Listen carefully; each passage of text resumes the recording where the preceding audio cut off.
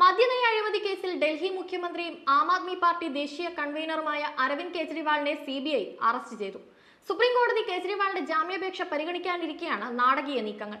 കെജ്രിവാളിനെ അറസ്റ്റ് ചെയ്യുന്നതിനുള്ള രേഖകൾ ഹാജരാക്കാൻ റൌസ് അവന്യൂ കോടതി CBIക്ക് അനുമതി നൽകിയിരുന്നു.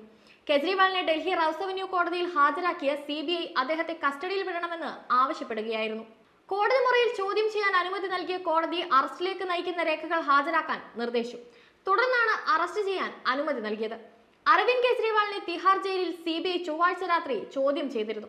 ബുധനാഴ്ച കോടതിയിൽ ഹാജരാക്കി കസ്റ്റഡിയിൽ വേണമെന്ന് CBI ആവശ്യപ്പെട്ടേക്കുമെന്ന് സൂചനകളുമുണ്ടായിരുന്നു. കെജ്രിവാളിന് വിചാരണ കോടതി അനുവദിച്ച ജാമ്യം ഹൈക്കോടതി ചൊവ്വാഴ്ച സ്റ്റേ ചെയ്തിരുന്നു. ഇത് ചോദ്യം ചെയ്തുള്ള കെജ്രിവാളിന്റെ ഹർജി ബുധനാഴ്ച സുപ്രീം കോടതി പരിഗണിക്കാനിരിക്കെയാണ് CBIയുടെ നാടകീയ നീക്കം.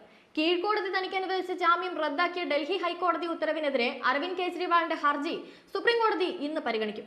തിങ്കളാഴ്ച കേന്ദ്ര അന്വേഷണ ഏജൻസി അരവിന്ദ് കെജ്രിവാളിനെ തിഹാർ ജയിലിൽ ചോദ്യം ചെയ്യുകയും മൊഴി രേഖപ്പെടുത്തുകയും ചെയ്തു. സുപ്രീം കോടതിയിൽ വാദം ആരംഭിക്കുന്നതിന് മുൻപ് ബുധനാഴ്ച രാവിലെ 10 മണിക്ക് അരവിന്ദ് കെജ്രിവാളിനെ CBI വിചാരണ കോടതിയിൽ ഹാജരാക്കി. എൻഫോഴ്സ്മെന്റ് ഡയറക്ടറേറ്റ് കേസിൽ കെജ്രിവാൾ ജുഡീഷ്യൽ കസ്റ്റഡിയിലുള്ളതിനാൽ അദ്ദേഹത്തിന്റെ ഔപചാരിക അറസ്റ്റ് കോടതിക്ക് മുൻപാകെ നടത്താനായിരുന്നു CBIയുടെ നീക്കം. തുടർന്ന് CBIക്ക് അദ്ദേഹത്തെ ഔദ്യോഗികമായി അറസ്റ്റ് ചെയ്ത് കസ്റ്റഡിയിൽ വാങ്ങാനാകും. കള്ളപ്പണം വെളുപ്പിക്കൽ കേസിൽ മാർച്ച് 21-ന് കെജ്രിവാളിനെ ED അറസ്റ്റ് ചെയ്തിരുന്നു.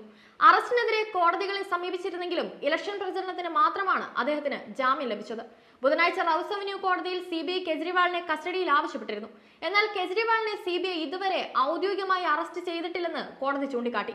കള്ളപ്പണം വെളുപ്പിക്കൽ കേസിൽ ആം ആദ്മി പാർട്ടി ദേശീയ കൺവീനർ അരവിന്ദ് കെജ്രിവാളിന് ജാമ്യം അനുവദിച്ച വിചാരണ കോടതിയുടെ ഉത്തരവ് ഡൽഹി ഹൈക്കോടതി സ്റ്റേ ചെയ്തിരുന്നു.